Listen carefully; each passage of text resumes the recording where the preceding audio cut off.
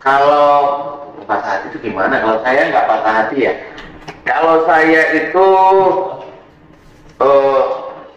dibilang berantakan enggak, dibilang gagal nggak jadi aja, tahu aja nggak jadi ya. Belum jodoh. Belum jodoh, nggak jadi, belum jodoh, titik itu.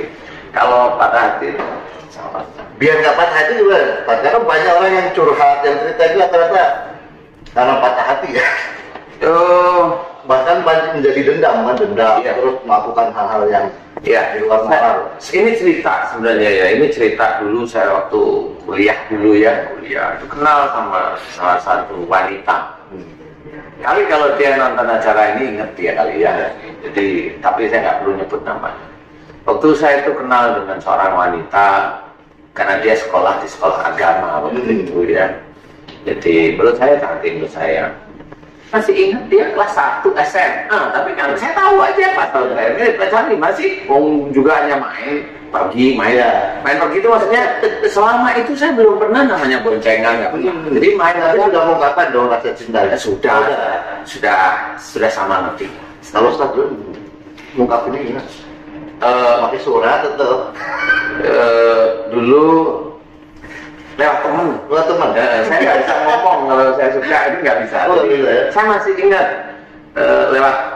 lewat teman waktu itu. Saya kayaknya suka sama dia gitu, sampai ini. Nah akhirnya kelihatan kalau sudah disampaikan itu dia lebih lebih kelihatan lebih ada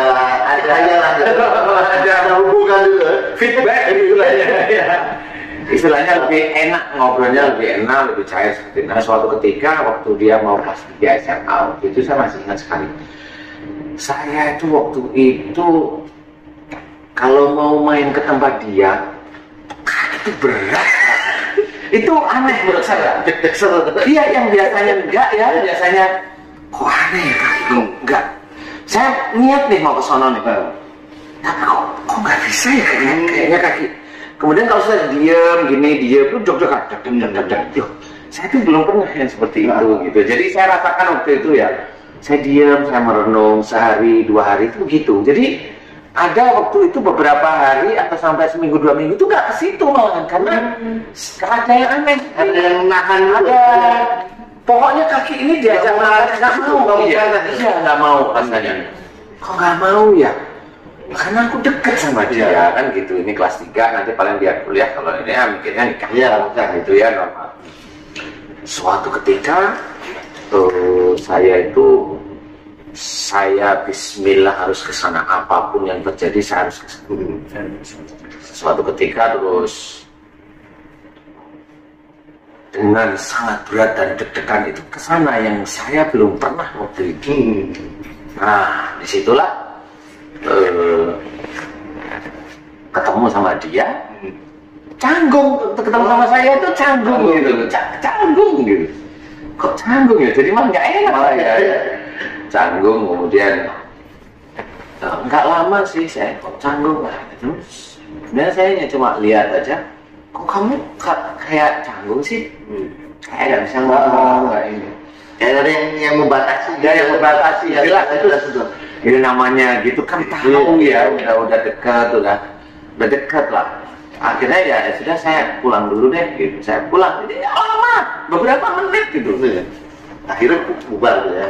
Enggak. Di titik itulah saya menemukan sesuatu.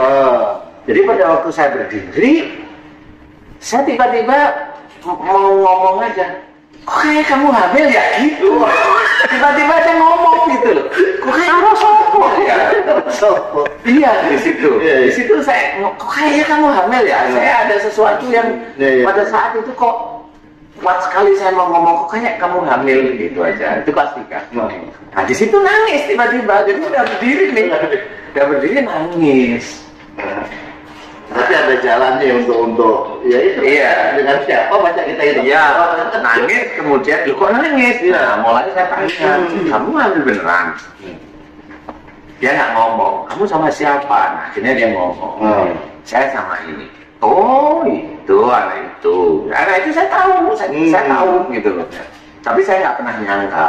Iya. Saya tahu. Nah dari titik itu saya pulang dari tempat dia itu malah saya bersyukur, alhamdulillah. Jadi kalau itu dibilang nggak jodoh, iya, tapi saya mensyukuri alhamdulillah. Kenapa saya bersyukur? Karena daripada saya menikah dengan dia, ataunya dia orang lain. Jadi saya mensyukuri pada saat itu dengan seperti itu. Alhamdulillah, ya Allah. Ya, saya masih ingat bahwa saya waktu itu naik motor, pulang itu, kemudian saya senang, saya bersyukur kepada Allah Ta'ala, dibukakan cerita baru tentang itu. Jadi itu salah satu yang pertama kali saya itu kenal dengan wanita, langsung dapat seperti itu. Ada ujian yang memang pada saat itu saya masih mahasiswa, saya tingkat awal tingkat, dibilang tingkat 3 semester 5 lah, bilang seperti itu. Nah itulah awal. Tapi ada rasa kecewa atau enggak? Sebetulnya kan banyak orang yang dibantu untuk memulihkan hati. Sebenarnya nasihatnya apa sih untuk buat orang-orang yang dikit-dikit kan sakit hati melakukan hal-hal yang di luar nalar terus? Itu apa yang harus? Ada nggak trik agar orang itu nggak perlu sakit hati hal-hal yang seperti itu? Iya, jadi gini, saya tidak mau membenarkan diri saya sendiri ya Mas ya. Jadi begini, cintailah dunia itu sewajarnya. Karena yang harus kita cintai itu adalah perbuatan-perbuatan baik kita. Contoh perbuatan baik itu apa? Sholat kita itu kita cintai sehingga kita tidak mau meninggalkan sholat. Quran itu kita cintai sehingga setiap saat kangen dengan membaca Quran. Kemudian cintai kalau kita itu selalu berbuat baik pada orang lain, orang tua. Itu cinta, sehingga kangen kalau kita itu tidak berkata baik, itu malah nggak nyaman. Nah, dari titik itu sehingga nanti cinta kita itu kepada Allah lebih kuat daripada hanya cuma masalah harta, rumah, kendaraan, istri, anak, yang sebenarnya itu semuanya titipan. Ini saya cerita bukan persoalan apa-apa. Saya merasakan sejak dulu itu, karena waktu kenapa saya tidak patah hati itu saya cari. Saya nggak taunya karena memang cinta saya kepada Allah itu lebih kuat. Jadi pada waktu saya tahu dia begitu, bukan marah, tapi alhamdulillah seperti itu. Dikasih jalan untuk mengetahui kebenaran sedini mungkin. Jadi bagi teman-teman yang lain, kalaupun umpamanya ini hanya cerita dari saya ya, kalau ada sesuatu yang terjadi itu ujian. Jadi kalau ujian itu jangan melampiaskan kemarahan. Kenapa? Rasulullah itu bersabda, la taghdab walakal jannah. Jangan marah, bagimu surga. Nah, pada saat seseorang itu mendapatkan ujian dari sesuatu yang sebenarnya kita inginkan tapi tidak terjadi, kan begitu nih orang dia. Perkawinan pecah, kan gitu ya. Anak dibawa pasangan itunya, marah itu. Nggak apa-apa, biarin aja dia dengan nafsunya, biarin. Yang penting nafkahi anak, kan begitu. Ini punya kewajiban, nafkahi aja, doakan agar anak itu menjadi anak soleh atau soleha.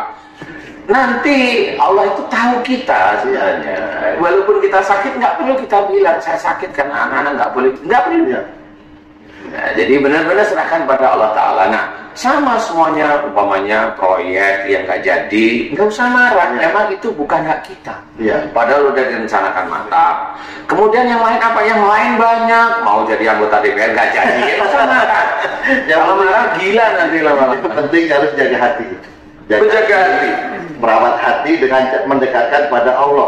Mendekatkan pada Allah dan tahu bahwa dunia ini permainan sebenarnya. Jadi yang penting cinta kita pada Allah itu jangan dikalahkan dengan di dunia. Umpamanya seseorang laki-laki punya istri cantik, nggak usah disanjung-sanjung, nikah, nggak usah.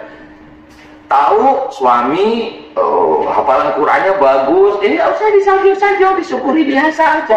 dalam tahap yang sewajarnya. Sewajarnya, karena nanti suatu ketika kalau kita meyakini itu di dunia, selesai nanti, gitu. Karena semuanya titipan. Betul.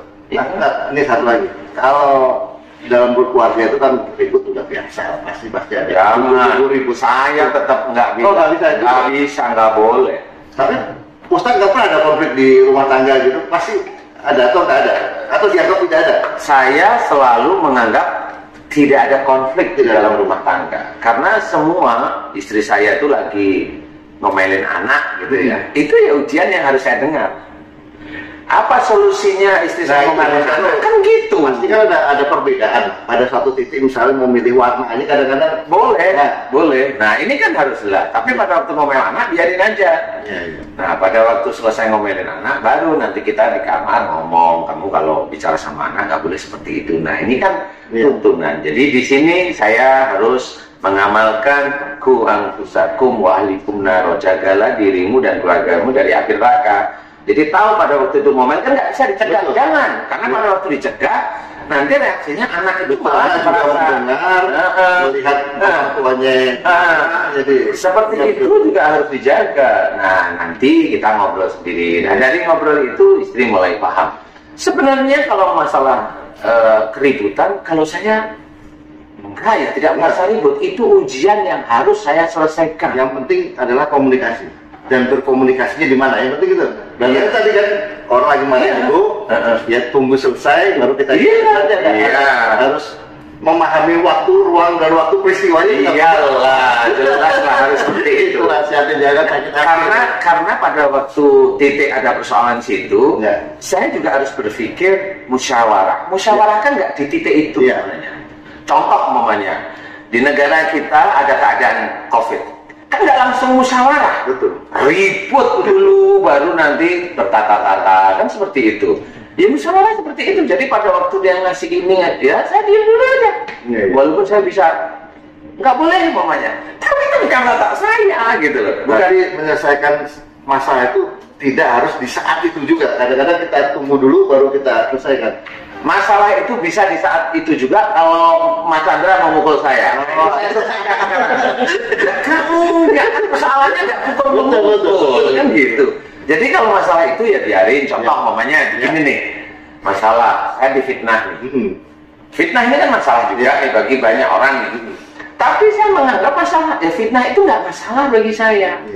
Kenapa? Kalau orang lain itu mau apa namanya itu? Dengerin fitnah itu langsung kita apa itu namanya kok klarifikasi ya, saya nggak perlu klarifikasi karena pada waktu fitnah itu muncul untuk saya nih, berarti itu kan ujian untuk saya. Nah ujian untuk saya itu harus diselesaikan. Cara menyelesaikan gimana? Kalau fitnah itu saya dengar, berarti Allah mengizinkan fitnah itu terdengar saya. Berarti itu juga ada tangan-tangan Allah. Tangan-tangan Allah itu bagaimana? Nah ini saya ceritakan. Tangan-tangan Allah itu menguji saya. Apakah saya difitnah itu saya emosi, marah, membalas fitnah? Ya kan? Atau saya tetap memberikan doa, mudah-mudahan mereka diberi hidayah. Persoalan memberikan hidayah kan Allah. Nah itu untuk saya seperti itu. Nah untuk yang memfitnah, Allah itu menguji. Pada waktu Allah menguji dia itu diuji bahwa karena dia itu merasa paling benar, merasa paling hebat, merasa paling dia itu umpamanya kalau dia itu seorang yang agak-agak tahu agama, dia merasa agamanya ini, dia kan merasa paling, itu kan ada egonya orang itu diuji oleh Allah Ta'ala. Berarti menyelesaikan masalah kadang-kadang adalah dengan diam. Jadi seperti itu kan? Karena kenapa? Sebenarnya ini tercatat oleh Allah Ta'ala. Kenapa ini? Jadi ini ada urutan cerita nih ceritanya. Pada waktu orang itu egonya muncul ngomong di YouTube, dia menyebarkan fitnah kan begitu. Pada waktu dia menyebarkan fitnah, dia tidak sadar bahwa dia itu melakukan dosa jariah. Dan dosa jariah ini kalau dibaca orang-orang mengikuti itu, dia akan bertanggung jawab nanti di akhirat. 1000 orang yang ikutin di 1000 berapa juta yang ngikutin, ya dia akan bertanggung jawab nanti di akhirat. Satu. Yang kedua, ini yang mereka tidak akan paham. Yang kedua adalah kalau saya difitnah, kan gitu ya. sebenarnya dosa-dosa saya dia ambil. Itu ada dalam hadis. Dosa-dosa saya dia ambil.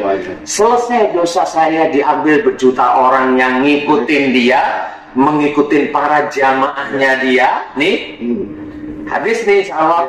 Atas izin Allah habis nih. Karena Allah menginginkan saya juga begitu. Kalau dosa saya habis, apa nih? Pahala yang dia lakukan dari sholatnya, dari puasanya, dari berbuat baiknya dia diberikan kepada saya. Dosa kasih Itu hadis dan sahih, dan orang itu pasti tahu. Iya. Nah, makanya saya tenang.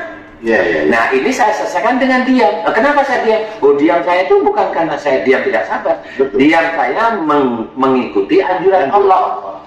Fa'inna ma'al usri yusran, inna ma'al usri yusran. Di balik kesulitan, saya anggap ini kesulitan, ada kemudahan. Nah, kemudahan ini yang menjadikan mudah siapa? Allah. Makanya saya diam, bukan diam karena saya takut, enggak. Saya diam karena saya menjalankan aturan dan dalil-dalil Allah dan dalil dari Rasul. Kan beda. Betul. Saya takut sama mereka, kagak. Saya disuruh berantem, ayo, kan gitu nih. Kan gitu. Jadi saya sebenarnya gitu, cuma saya nggak mau. Kalau itu saudara saya, ngapain berantem? Kan gitu. Nggak bisa kita selesaikan dengan begitu. Nah, inilah cara-cara Islami yang harus dikerjakan oleh setiap orang Islam. Sehingga cinta kita kepada Allah. Nah, ini kenapa seperti itu? Karena saya cinta pada Allah. Makanya saya dalam menghadapi suatu masalah tidak gampang terprovokasi. Saya tetap mencinta pada Allah Ta'ala. Hal-hal ini yang harus saya kerjakan sehingga Allah lebih mencintai pada saya nantinya. Seperti itu. Satu lagi itu terakhir. Oh, dari tadi satu mulu. Cinta itu apa menurut Ustaz? Cinta itu apa? Cinta itu apa ya? Cinta itu rasa seneng ya agak berlebihan. Iya. Saya nggak bisa mendefinisikan secara ini cinta itu apa. Kayaknya seneng tapi di atas. Di atas senang. Di atas senang. Dan ingin memiliki. Nah, kalau saya lebih gampang inilah. Cinta itu mirip iman. Cuma kalau iman ini hanya kepada Allah, kalau cinta dunia. Nah, ini itu aja lah. Yang paling gampang. Saya cinta sama kamu. Cinta dunia. Dunia ini pasti dunia. Saya cinta pada Allah Ta'ala, dilihat perilakunya dia. Kalau dia cinta pada Rasul, dilihat dia perilakunya dia. Dia perilakunya dia katanya cinta pada Rasul, sama nggak dengan Rasul? Kalau Rasul itu lemah lembut, dia lemah lembut kagak. Nah, itu kalau cinta sama Rasul kan begitu. Harus lemah lembut, harus ngayemin, harus bijak, memberikan nasihat itu ada dalilnya yang menurut saya, menurut ini pasti Mas Chandra rumit ya. Gimana harus gitu? Tapi cinta sama Allah ya begitu caranya. Ada aturannya. Ada aturan mainnya. Ada aturan mainnya istilahnya. Oke, terima kasih Ustaz atas nasihatnya.